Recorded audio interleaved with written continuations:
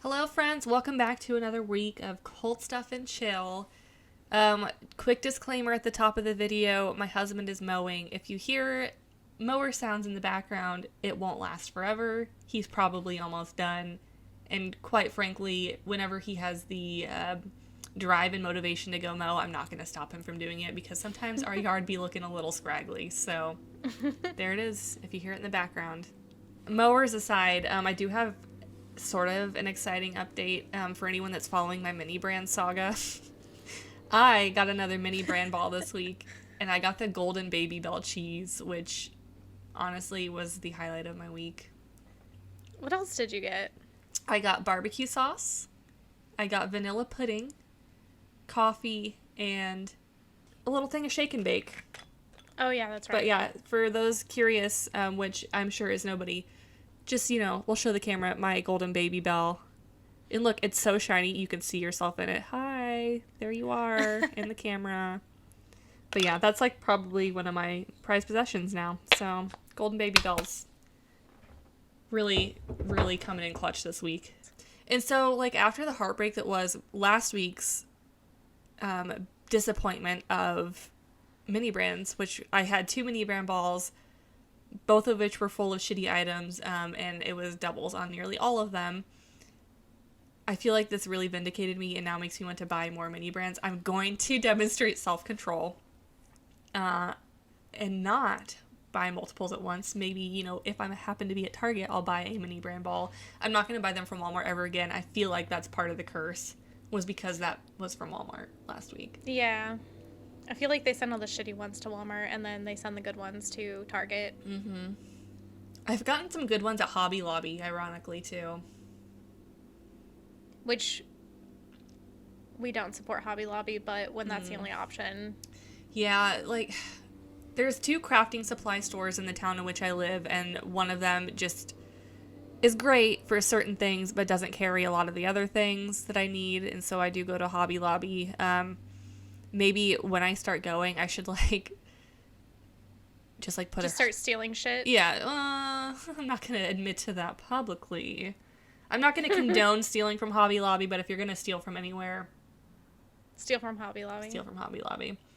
I'll you know what's condone really fucking annoying to me? Is that they are so, against modernizing their company that they don't allow the use of barcodes on their products. Which would make it so much easier and so much quicker, not only for their cashiers to check people out, but, for the customers to get through the line. I feel like it would be so much easier to have a barcode that they could scan, and everyone would be much happier, and instead they make them punch in the item code for all these fucking items. I want to know, do you know the reasoning behind it? Because I want to know. I just want to know, do they think it, causes cancer? Or No, do you want to give people jobs and make sure they have... I watched, it might have been a Fundy Friday video where she talked about it, or is something to that effect. It might not have been Fundy Friday, but basically he, likes the idea of an old-fashioned company, like a mom and pop store back in the day, so he wants to, just keep up that illusion by just having them, punch in things through the register. You're a fucking, nationwide. Yeah, it's a nationwide company, so first of all, that's fucking stupid, but it feels to me more like he doesn't want to invest the money in, getting barcodes assigned to things. I feel like it would be an expensive system to implement company-wide, so at this point he's just no. Let me just continue collecting money so that I can donate it to shitty Christian organizations. If I put barcodes on my products, then I can't continue to support conversion therapy, and that's just not something I'm willing to do. That's a direct quote from the CEO of Hobby Lobby. Maybe he thinks it'll make all his cashiers gay.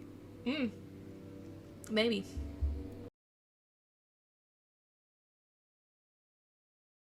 For this week, I don't actually know why I picked this topic. I just kind of, picked it. I don't know. Yeah. I want to do something science. Yeah.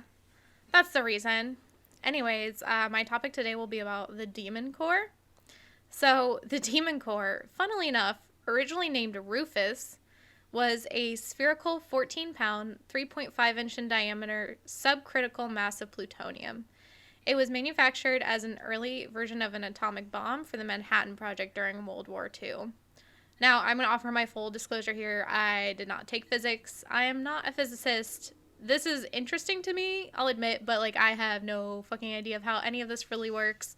So this is going to be, like, a normie's take on science. Yeah, basically. Like, I literally did a crash course in fucking nuclear assemblage last night, so if I get any of this wrong, I apologize. Please correct me.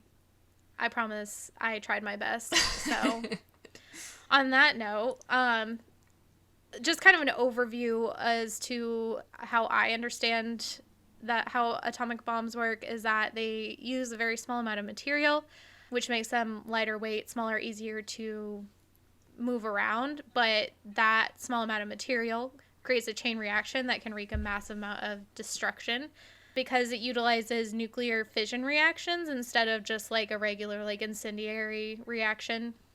So plutonium bombs such as this use chemically fueled high explosive lenses to cause an implosion, allowing them an immediate and exponential growth of nuclear chain reactions, obviously with like that causes an explosion and like an immediate wave of destruction. So that's part of why they're like so like, aren't they like outlawed by the UN, because they really should have never been developed because they like are way overpowered. It's like using the cheat codes in real life. Create these huge chain reactions by using this nuclear material, so it also, you know, as a side effect creates like a huge amount of nuclear fallout, the side effects of which can be just as deadly as the explosion itself. This core specifically, Rufus, consisted of 3 parts, 2 plutonium-gallium hemispheres, and a ring separating them to keep the neutron flux from jetting out of the joint surface. So basically, like, the neutrons are what causes their reactivity, I guess. So they're just like boop, boop, boop, boop, boop, boop, boop. And so you want to keep them apart so that they're not, like, bouncing off each other. You don't want the boop boops to touch. Yeah. You want them to kind of, like, fizzle out and... That's okay, but when the boop boops touch, that's not good. No. Boop boops go boom boom when they touch. Yeah, exactly.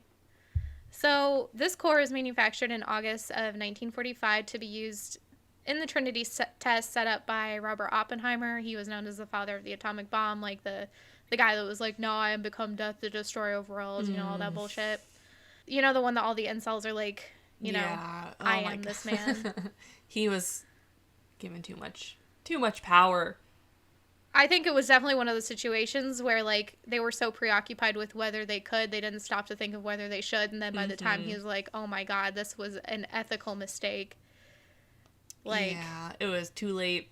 This core was intended to be used as an element of the 3rd bomb to be dropped on Japan around August 19th, after the previous 2 bombs were dropped on Hiroshima and Nagasaki. However, because Japan actually offered their surrender on August 15th initially, it was actually just never used for that. Because of that, the core stayed at the New Mexico Los Alamos Laboratory, a secret laboratory established by the Manhattan Project to design and test the first atomic bombs. And being that they were technically no longer in a period of wartime, they decided to use it for criticality experiments, further like seeing how it could be used practically for energy or just, you know, maybe develop a better bomb, while still retaining its original like core structure, because the surrender had just happened literally like a few days ago. So they're like, we don't know if we're gonna need to whip up a bomb real quick here. So they couldn't like dismantle it for parts, which is usually what happens with nuclear cores and reactors. They take the nuclear material and they recycle it. The core was assembled, again, not a physicist, this is as best as I can describe it. It was designed to sit at -5 cents. So dollars and cents are the units of reactivity for nuclear reactions. $0 flat is considered to be barely on the edge of criticality, and -cents indicate that it is subcritical, and that the power level will decrease exponentially and it will not cause a chain reaction. Any reaction over $0 is considered supercritical, and the power will increase exponentially, causing a nuclear chain reaction. However, generally, if the reactivity is between $0 and $1, the power rise will slow enough to be safely controlled. Also, if it goes over $1, it's considered prompt critical, and that is not a vibe. That's not a good. That's not good. That's a boom boom, yeah. Funnily enough, the first person to propose a unit naming convention of dollars and cents was actually Louis Slotin, who we will get into later. With this knowledge, I'm sure no one is ever going to use again. -5 cents is a teeny tiny safety margin, especially in an age when nuclear science was like very just at its beginnings. The criticality experiments conducted with this core were set up to get the core as close as they could to the critical point by using external reflectors, which would reflect the outbound neutrons back into the core, again, increasing its critical levels. Don't let the boop boops touch. So they're like, we want to get them as close to touching as possible without having them go boom boom. The experiments using the reflectors, they wanted to see how much neutron reflection was required to get the core to the supercritical point without tipping it over to prompt critical. It's also worth noting that at this time, they were still doing all of these experiments by hand. There were no robots, there were no barriers, no real protective gear. There were just these like overconfident dude bros out in the desert with their bolo ties and cowboy boots just fucking around with science. Oh, so Jesus. Obviously this is a recipe for disaster. And this might have otherwise been a fun story where we're just learning about science and shit, but like with a name like Demon Core, you have to recognize this isn't going to be a good time. No, this is not that story. This is not a Disney take on science. Can you imagine a Disney take on nuclear explosions? I want to see I want to see the animated Disney film about 2 nuclear scientists building a bomb to destroy another country. See Disney's take on it. It'd probably be about, like, the neutrons themselves, like... That, okay, like very a la Inside Out. Mm-hmm. Or Soul, even. Yeah. All the boop boops trying not to go boom boom. That's the conflict there. That's the conflict. The boop boops are trying very hard not to go boom boom and create a peaceful world. On August 21st, 1945, literally days after Japan had offered their surrender, 24-year-old physicist Harutun Harry Dalian was conducting some of these neutron reflector experiments. For this experiment in particular, the core was placed within a stack of neutron reflective tungsten carbide bricks, and in what I can only imagine is the deadliest game of Jenga, every time he added a brick, the core would get closer to criticality. This was an experiment designed to test the amount of bricks that would like reduce the mass required to get the core to criticality. So like every time he would add a brick, it would get closer and closer and closer. So they're basically trying to see like stabilization versus destabilization. Also in the room at the time of the experiment and seated at a desk about 10 feet away was a 29-year-old security guard, Private Robert J. Hemmerly. Now Harry, poor Harry, he had butterfingers. Oh, so, God, no. Not around the boop boops. As he went to add another brick to his Lego tower, he accidentally dropped the brick onto the core itself, which caused it to go well into supercriticality, not into the prompt criticality, though. So it was, like, dangerous, but it wasn't like you're immediately gonna die kind of situation. You know how I'm picturing him? Is Kevin from The Office spilling his chili? Like, that's... That's exactly what happened. Oh, it was just Jesus. like, oh God, you know, not funny because he did die, but it was like he was trying to like knock it off. Yeah. He was like trying to knock it off and it wouldn't come off because it was like he had to like physically reach in, pick it up, and like knock down part of the tower to like get it to stop going off. So it was like he was trying to, you know, basically like futilely attempting to like get it out. But at this moment, Harry, he knew 2 things. He knew, 1, that he had royally fucked up. Like, this was real bad. And that there was a huge threat of the boop boops going boom boom. It was built to be a bomb after all, and right. he basically just forced it into supercriticality. Oh, don't spill the chili, Harry. 2, Harry knew that at this point, he had likely already received a fatal dose of radiation. So he decided the best thing to do in this situation was to just, like I said, he pulled the brick out, he knocked down part of the tower that he had built, and basically just kind of like waited to accept his fate. But this did save everybody else at the base at this point. It went immediately back to subcritical, so it wasn't like it was, you know, gonna keep going off. Yeah. As expected, Harry in this short amount of time had unfortunately received a lethal dose of radiation, estimated at 200 rads. of neutron radiation and 110 rads of gamma radiation. And as we know in real life, you don't turn green and get superpowers, you get radiation poisoning. Oh. Sorry I made fun of you, Harry. It would be funny if it wasn't so sad. Yeah. But it's also, like, just kind of man's folly and you know what? Overconfidence. I know I said Kevin from The Office, but wouldn't this be more of a Homer Simpson if he's working with nuclear? Yeah. Radiation poisoning or acute radiation syndrome is actually terrifying. It's a terrifying disease that occurs when you come into contact with a high amount of radiation. The units to measure this vary, but I think at this time they were using rads or radiation absorbed dose to describe how this had been absorbed. There's like multiple systems, and at some point they converged and they start like using a more uniform system after like the Cold War. And then there's like different things to describe like how many units of radiation were output versus how many were absorbed, and then it's just like a whole thing. I did not have the mental acuity to understand any of that, so if you'd like to go and look on your own to see that, but I'll use rads to describe it. The limit for how much radiation one person can take varies on what kind and the person themselves, but it's generally accepted that 400 rads is enough to kill 50% of humans, and 1,000 rads will kill nearly everyone. For frame of reference, the literature that I found said that most x-rays were like 0.01 of a rad, so like very low radiation. But that could also be wrong because I had to do math. But regardless, it's like way below 1 rad. Yeah.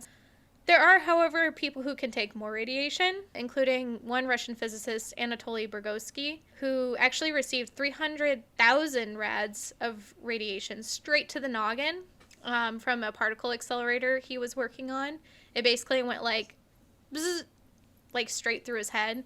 He did get extremely ill, and he was like fully prepared to die. He's like, yep, I'm going to die. But eventually he just kind of recovered. He obviously never fully recovered. Like, he suffered from stuff like face paralysis, and like he had developed epilepsy and stuff like that. But he didn't lose any mental acuity. He actually went on to finish his PhD. Damn. He worked as a physicist, and like as of 2020, he was still fucking around. You know, albeit he did have some lasting effects from the radiation, but it wasn't as bad as some of these other dudes. He's probably like a secret superhero. I think so. They also like speculated that the reason that he survived was because it was such a small focus, like it was a particle accelerator, so it was like a beam rather than a full body exposure. He also ironically outlived the particle accelerator and the particle accelerator program that had like maimed him because it like went defunct after the dissolvement of the Soviet Union. What a bad bitch. Yeah, but a man. Well, Anatoly was incredibly lucky to survive. Others usually aren't. And while there's no cure for radiation poisoning, treatment can be offered in the form of supportive care like antibiotics, bone marrow transplants, and blood transfusions. Some symptoms of radiation poisoning include hematopoietic symptoms, which is where your blood cell counts across the board drop, and you can be at risk for serious infections because your white blood cells drop. You can get internal and external bleeding due to lack of platelets and just all around anemia. I think it's usually called aplastic anemia for the whole, like all of your blood, when all of your blood is deficient. But you get anemia due to lack of red blood cells, and actually survivors of the bombs dropped on Japan actually encountered this a lot. They had survived the initial blast, but they literally bled out in the hospital from like relatively minor wounds because their blood just was not clotting. You can also get gastrointestinal symptoms when you've received a larger dose of full body radiation, like nausea, vomiting, diarrhea, loss of appetite, and abdominal pain. Vomiting is actually used as a marker to see if you have received a potentially lethal full body exposure. You can get neurovascular syndrome, which can cause dizziness, headache, and loss of consciousness. This is usually like when you receive a very high amount of radiation. Some other, just kind of surrounding symptoms, your skin and tissues underneath can become red, itchy, blister, peel off, or get ulceration or necrosis. You can lose your hair permanently. You can get damaged sebaceous and sweat glands. You can get atrophy, fibrosis, decreased or increased skin pigmentation, and if you don't die immediately from your initial exposure, your underlying DNA can become damaged, causing cancer and leukemia. Now, Harry had some really bad symptoms. The skin on his hand where he had been touching it sloughed off. Eventually, he passed away 25 days later on September 15th, 1945, mainly from the blood symptoms. Because he did receive, it was a high dose, but in a relative, thinking about like Chernobyl and later, it was a much lower dose than a lot of other people had had. So here's where you say, Ashlee, isn't this a major OSHA violation? Like, shouldn't there be some safety protocols put in place so this maybe doesn't happen again? To which I would say, yes, you absolutely would think so, but this is the U.S. government. So they're not particularly fussed by people dying, especially in the name of, like, war. How many people do we have die from coronavirus? And they're like, eh. Yeah, we'll get to it when we get to it. After the first incident, another physicist was brought in, Louis Slotin, who was actually the guy that came up with the naming convention of cents and dollars, along with some other personnel to work on Rufus the Demon Core. And at this time, they were using beryllium hemispheres acting as a sort of shell neutron reflector. And it just basically wrapped around the core to address criticality. So it was like much more secure than like just doing Jenga bricks. So you could just like lift one. And the top part of the shell had like a thumb hole that you would lift. You just had to make sure that they wouldn't connect because then that would cause super criticality. The boop boops going boom boom. Mm-hmm. Standard operating procedure at the time was to use shims permanently placed in between the halves, allowing them to be as close as they could without actually letting them touch, because that would be the instant formation of critical mass. Now, Louis, he was described by his contemporaries as being kind of a dick and kind of a show-off, and he was like, fuck you guys, I'm a genius, I know better than anyone. He made a new policy. He's like, we're going to take the shims out. I'm going to use a screwdriver instead. I'm going to handle it, and I'll keep it separated. Like, I'll be super careful, guys. Literally everyone else around Louis was like, listen, dude, this is a bad idea. This is a real bad fucking idea. You're gonna die if you keep this shit up. Honestly, I don't trust anyone with that level of confidence around nuclear weapons. Like, you need to be a little self-aware, like, I guess not self-aware, but self-conscious about what you're doing. Because I feel like if you're too confident, you're just gonna go in there fucking guns blazing, ready to, touch the boop boops. And maybe you need to be a little cautious when you're touching the boop boops. I mean, really, in the history of nuclear science, like, that's what's happened in a lot of, like, nuclear critical situations, is that people get overconfident. They make the boop boops go boom boom. You gotta respect the boop boops, man. Other scientists, like, had described Lewis's flirting with disaster as, like, tickling the tail of a sleeping dragon. Like, literally, a lot of them described it as that. So, to the utter shock and surprise of absolutely no one, Lewis's fucking around did wake up the sleeping dragon one day. On May 21st, 1946, he was fucking around in the lab, doing his thing, testing criticality, and his screwdriver slipped a fraction of an inch, allowing the reflector shell to fall into place fully around the core. A hot wave of ionizing blue light instantly filled the room, releasing an immense blast of neutron radiation that lasted about half a second.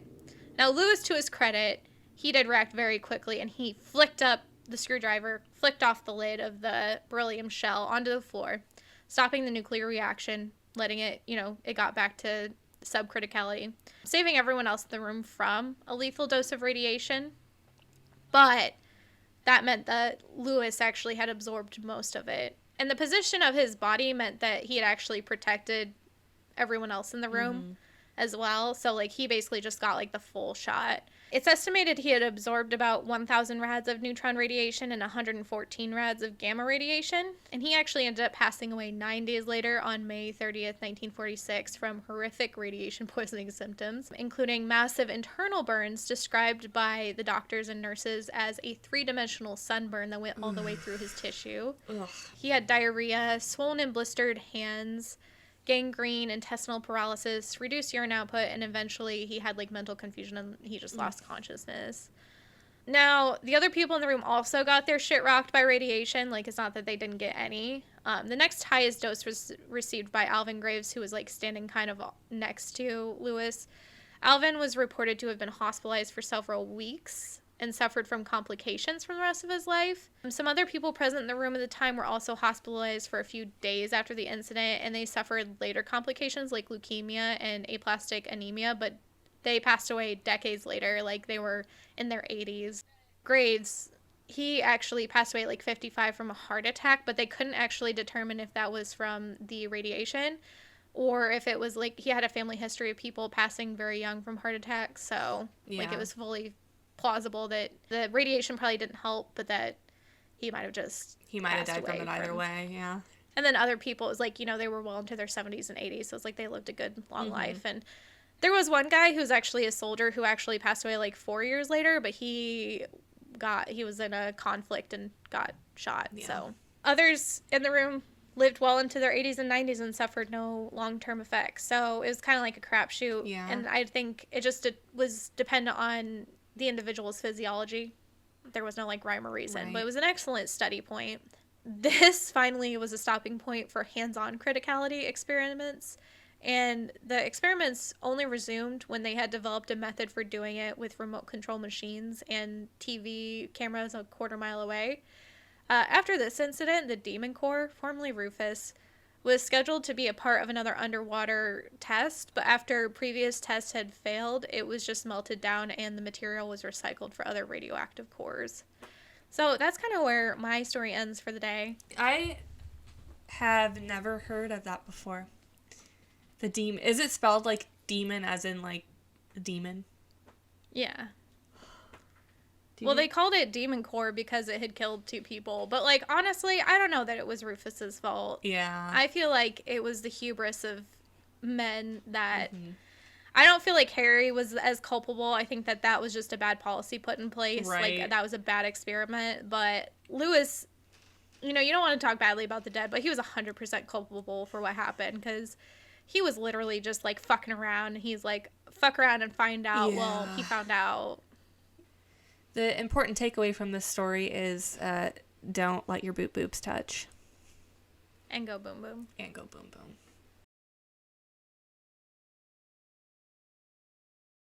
My story this week has significantly less nuclear explosions and radiation poisoning, mostly because it takes place in largely the late 1800s.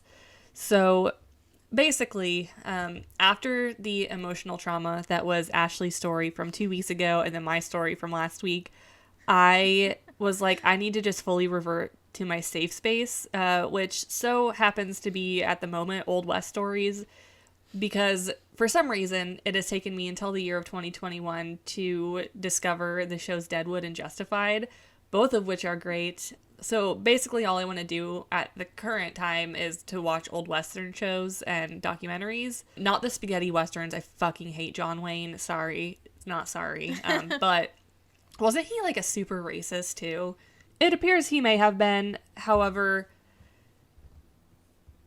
you know what? I'm just going to say yes, because it was one of those things where this article's like, well, he said some things, but for XYZ reasons. But I feel like if you say some things that are racist, you're just a racist. It's not really that excusable. So anyway, I'm actually going to tell you the story of the Hotel Bullock and Deadwood, South Dakota, just in general. So maybe a few other little Deadwood ghost stories, because apparently it's the most haunted town in South Dakota, which honestly is hardly shocking given the fact that the town was basically founded by outlaws and gamblers and prospectors all looking to get rich quick during the gold rush. So, like, I'm sure that there were many, like, cowfolk who were shot and killed in bar fights and duels.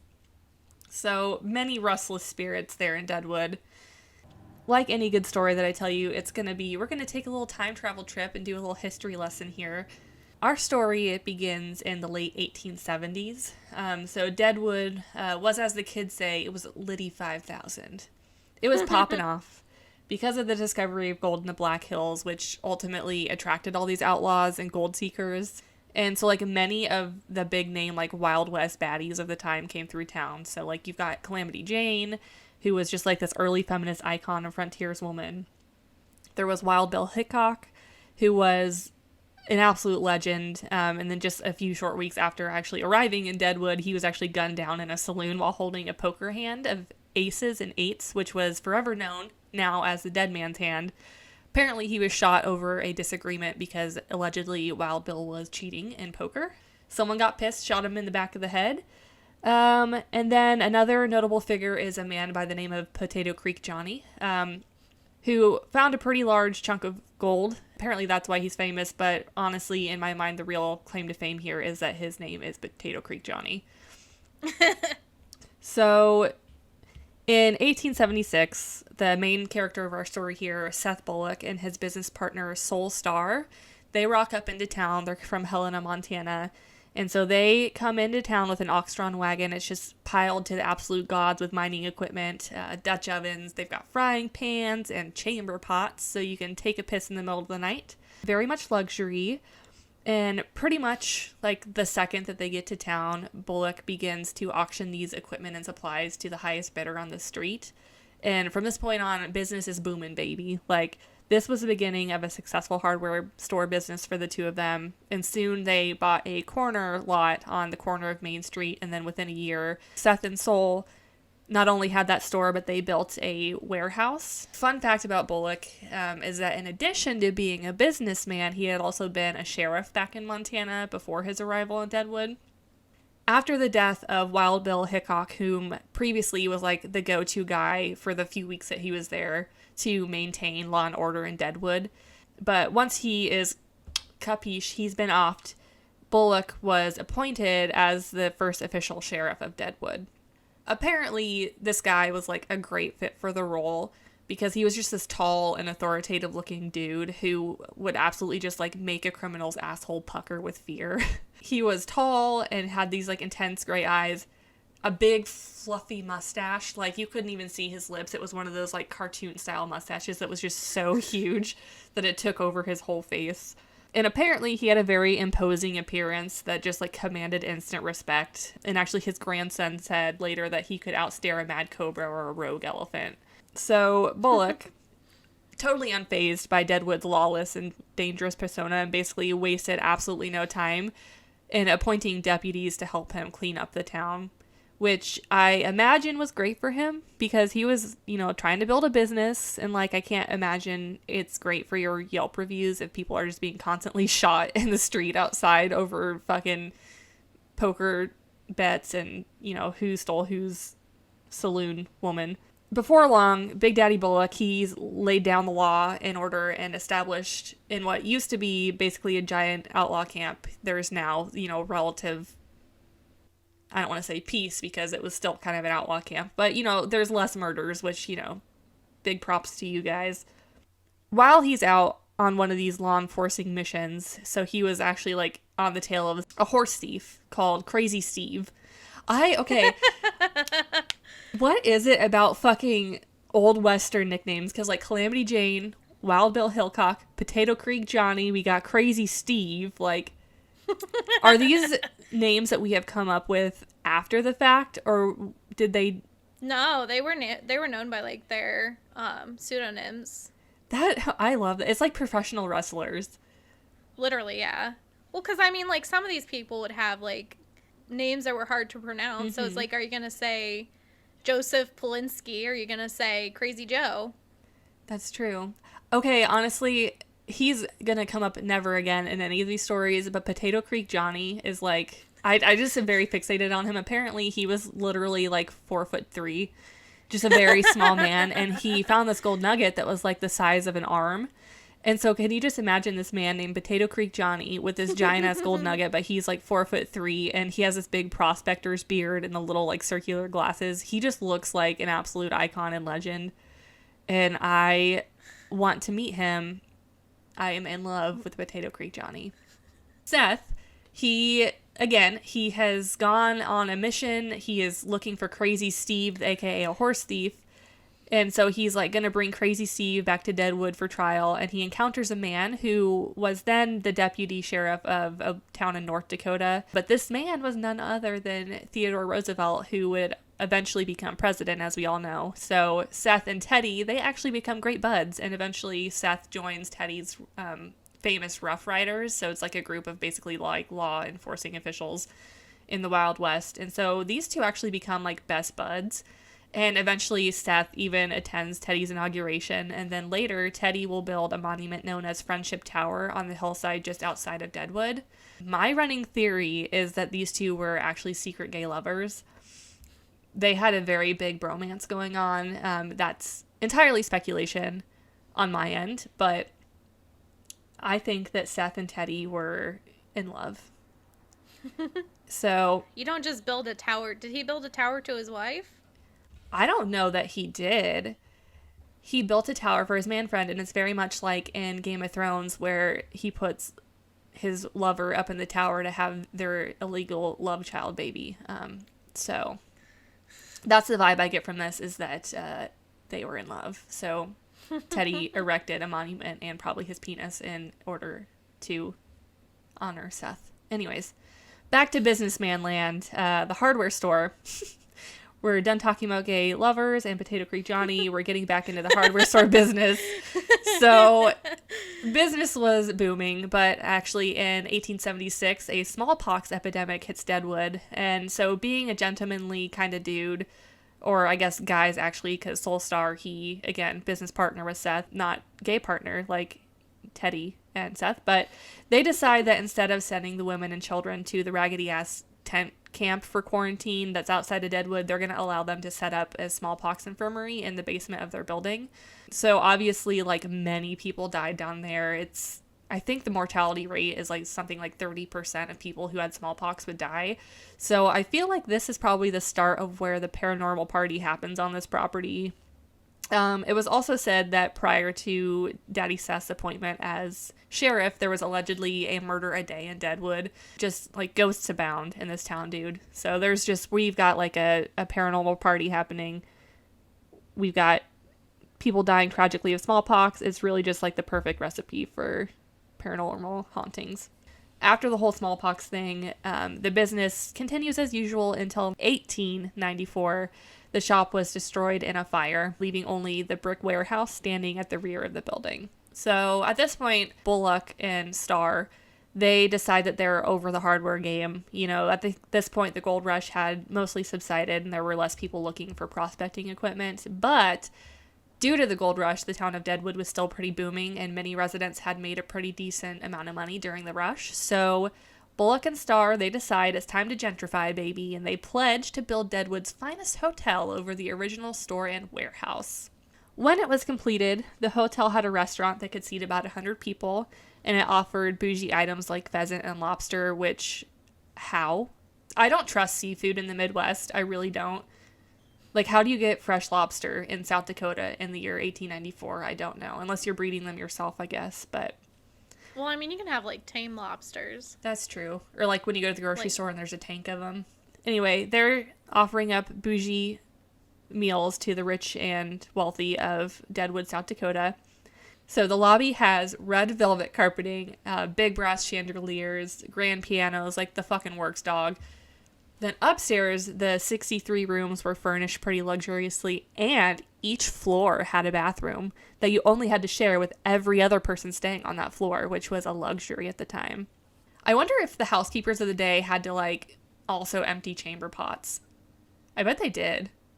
Yeah, it's probably a chamber pot situation. Ugh. Pretty quickly after opening the hotel, it becomes like the most sought after luxury accommodations of the time. And in 1900, a small building that adjoined the hotel was actually obtained by Seth, and then it served as a gentleman's bar.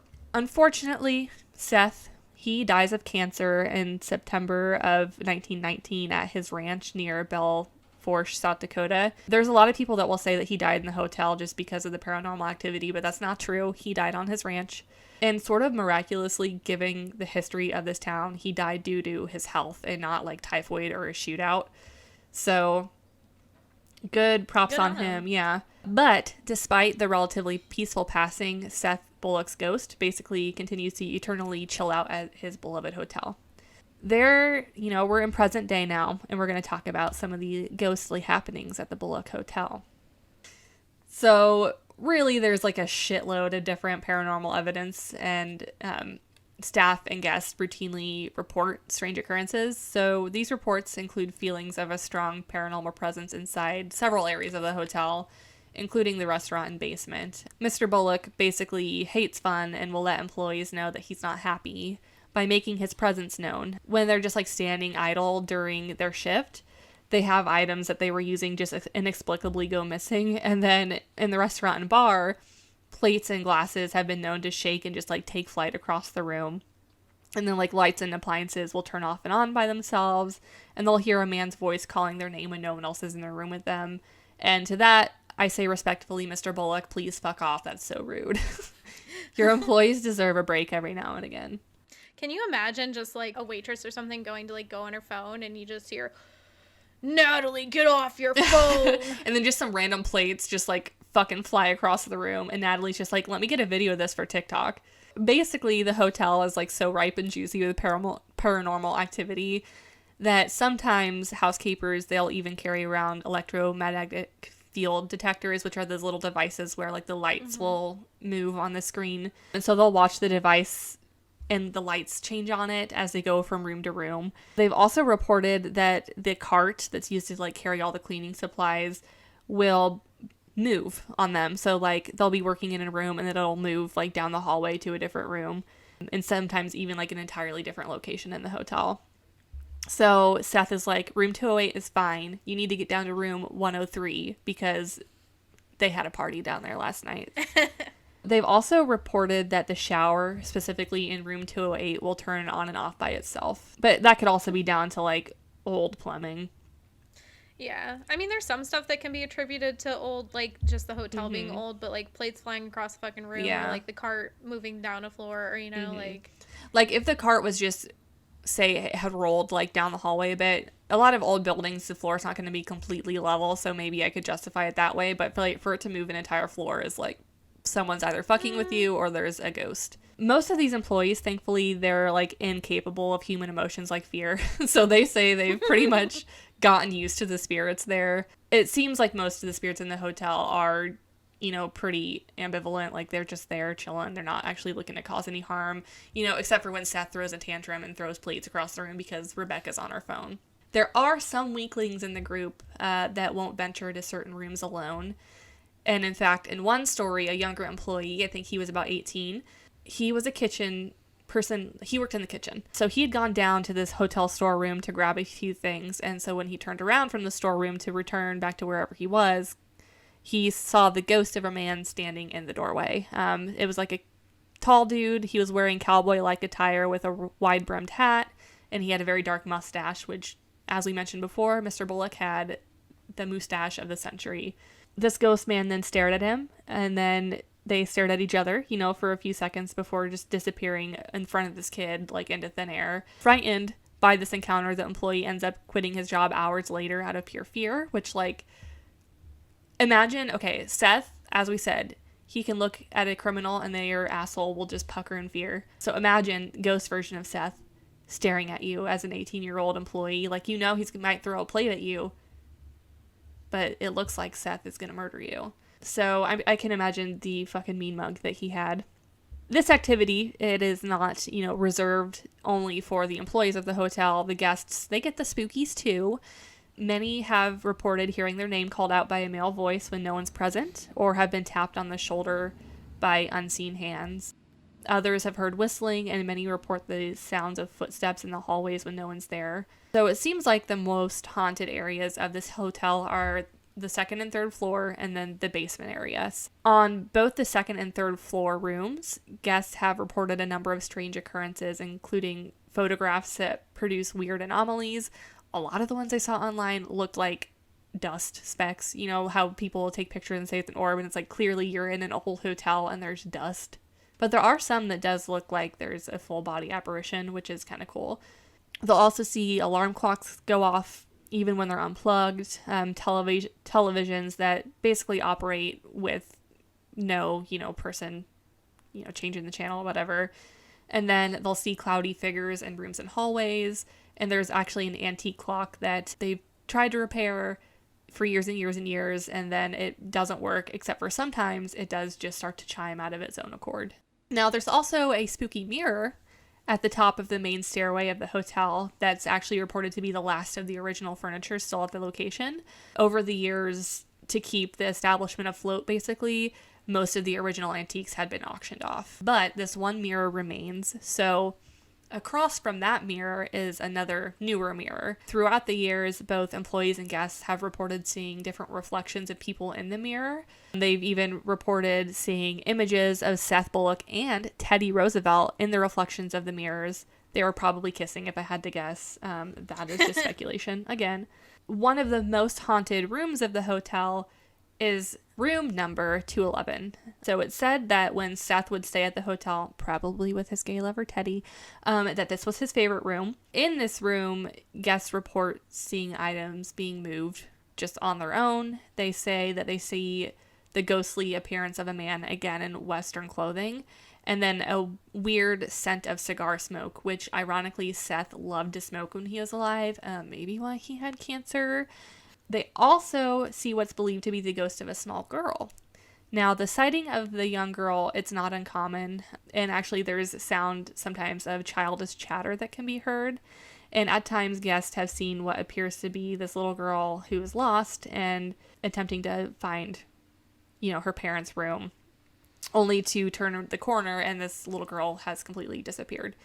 Where did the ghost child come from? Well, as we established earlier, the area of the basement that's now known as Seth's cellar was where the smallpox ward was, and it hosted the majority of the children in town when they came down with the sickness. They would be sent down to the basement here to basically quarantine and recover and or perish from smallpox.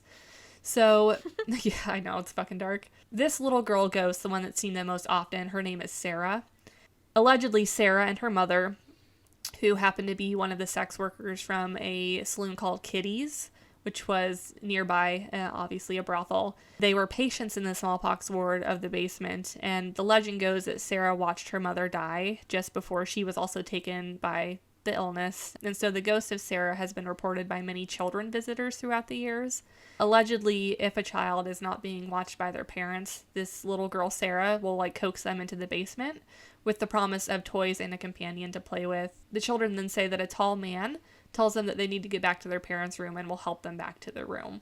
The legend continues that when the child who was being, helped back to the room by this man ghost opens the door to the parents' room, or I guess the parents would be opening the door to their room, that the child's arm or hand will be up in the air as if they're holding someone's hand, and that the other hand is down to their side as if they're holding the hand of someone of similar size. The reason that people speculate for this is because, Seth probably, I guess, allegedly Soul, his business partner, haunts the location as well, so maybe Seth or Soul, who knows, is helping these kids back to the room, is holding their hand, so their hand is up, as if they're holding the adult hand, and then the other hand is holding the hand of Sarah and or whatever other ghost child is trying to lead them astray here. Apparently Sarah, she's, not malicious. She just really likes to create a little bit of mischief.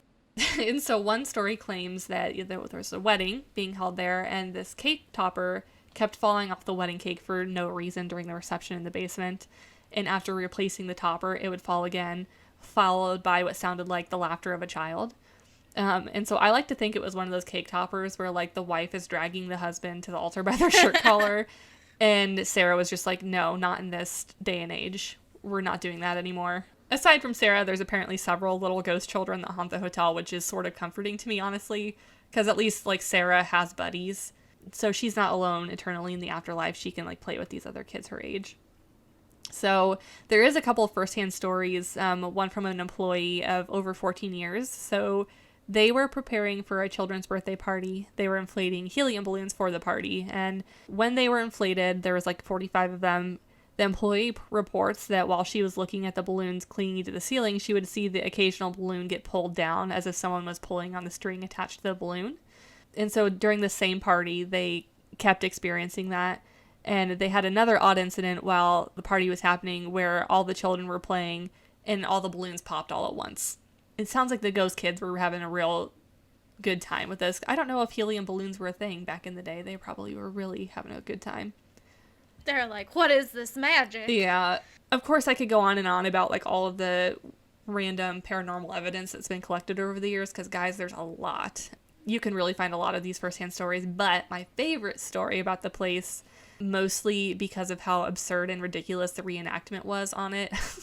So there's an episode of Unsolved Mysteries that features this story in particular, and I highly encourage you guys to look it up because they do a reenactment specifically. I'll tell you what part they do the reenactment of, and you can just imagine how bad it is, but it's really fucking funny. The story goes that in April of 1991, a psychic from Dorset, England, actually claimed that he had been receiving messages from beyond the grave. This guy, he's just like a cute little old man. Coincidentally, this old man, his name is Sandy Bullock, so same last name as Seth, and the spirit that was contacting him said that he was Seth Bullock. So at first, Sandy, he assumes that this was just an ancestor of his based on the last name. However, and this is where they show the reenactment, the spirit soon began communicating to Sandy through a Native American spirit guide. So he issued a warning. It's not funny, but...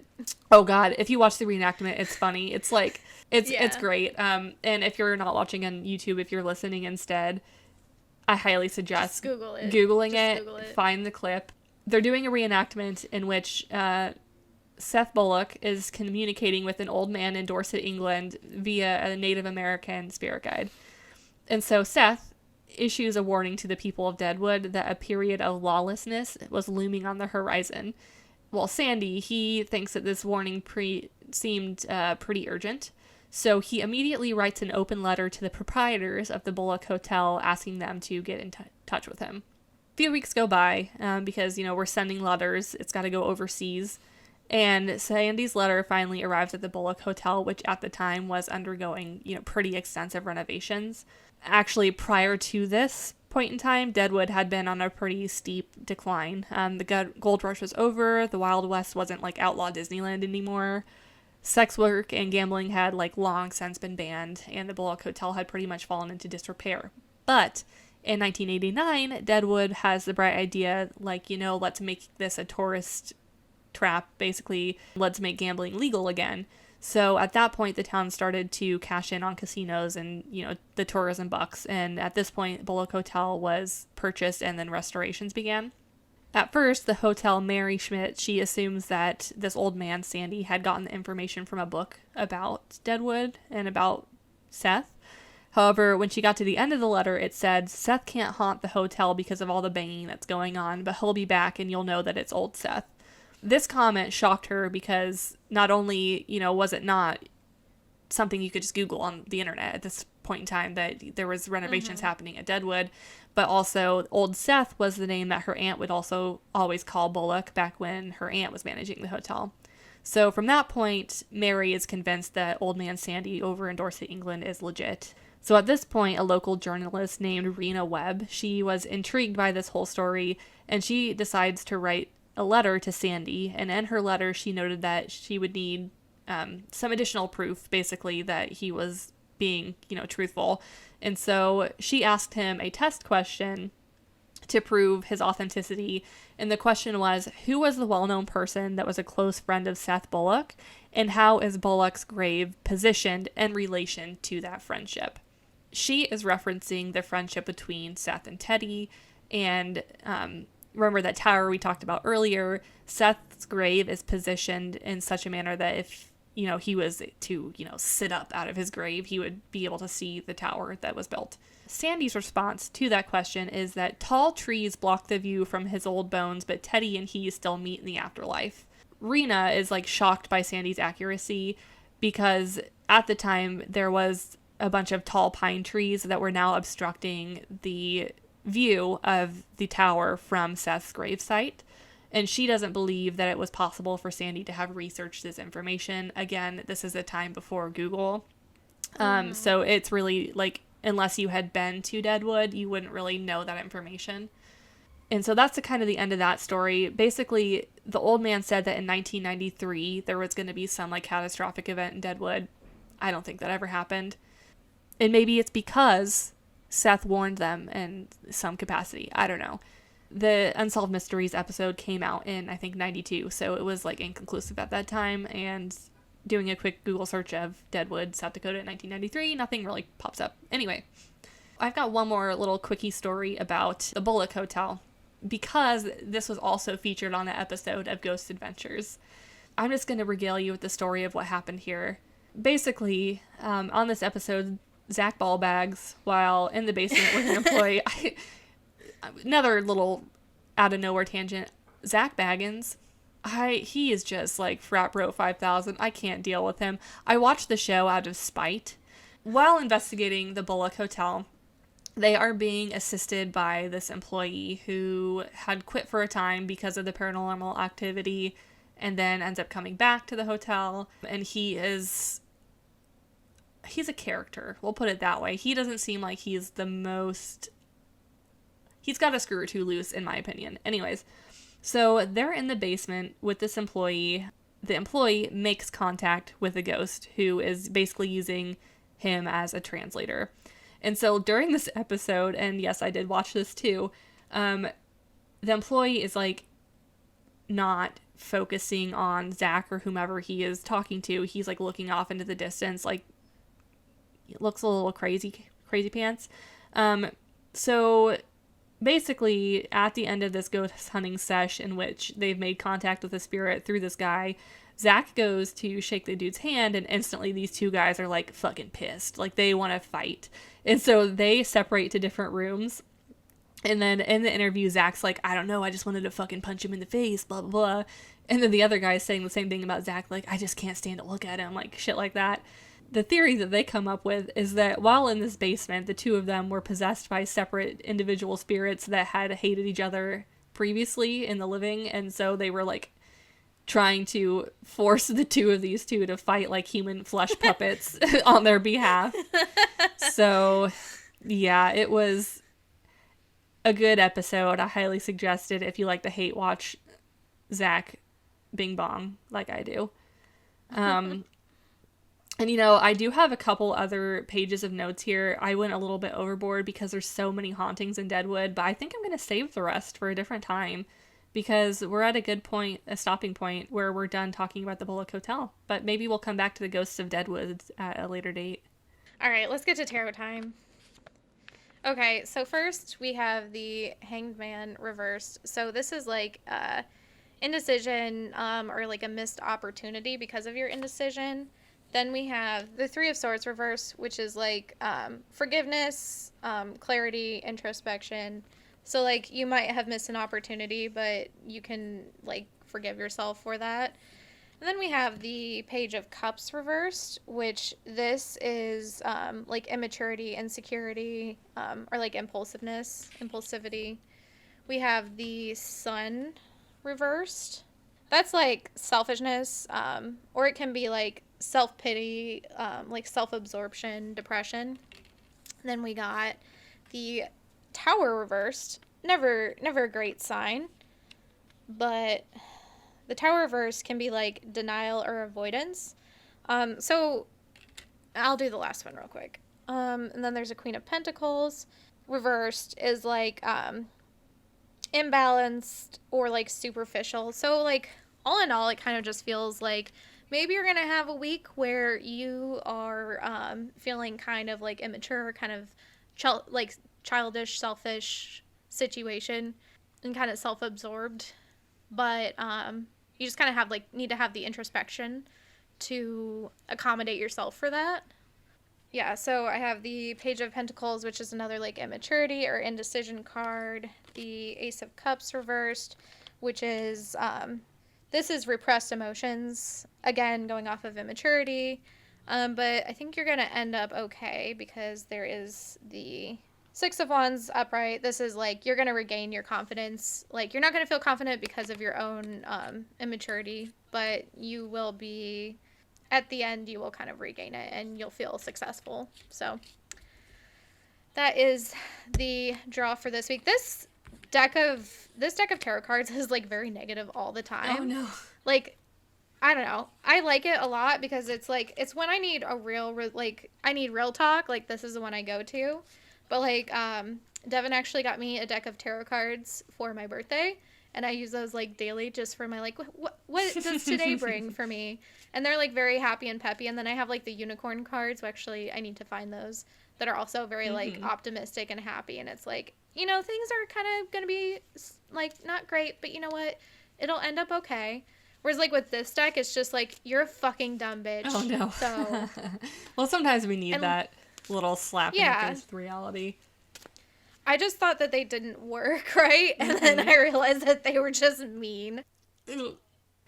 So, thanks for listening, guys. I'm trying to think if we have any advice for the week. Don't let the boop boops go boom boom. And if you work at a haunted hotel as a waitress, maybe don't break any rules because you might get a plate thrown at you. And if you do break the rules, film it and post it to TikTok so I can see. So, yeah, words of wisdom. That was good. On that note, guys, we will see you next week. In the meantime, you can follow us on all of our socials. They'll be in the link below in the description of the podcast wherever you're listening. If you don't know where that is, you're smart, you'll figure it out. As we say every week, you're a capable person. And you can do anything you put your mind to, even if the cards are being a little betchy this week. So, on that note, we will see you next week with an episode in which we are sitting in the same space. So look forward to that. And also, I'm sure we'll have some little bits and clips of extra content too. But yeah, anyways, thanks for listening, guys. We will see you next week. Have a good one. Bye. Bye.